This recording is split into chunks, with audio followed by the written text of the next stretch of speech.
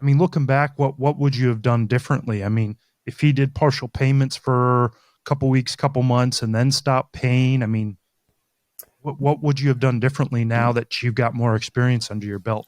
Yeah, the thing I would do different is just stick to the lease and say the rent was due on this day. You're now late. Our leases all say that for every day late, I think there's a surcharge, right? There's a fee they have to pay in addition to the Yeah. rent they owe.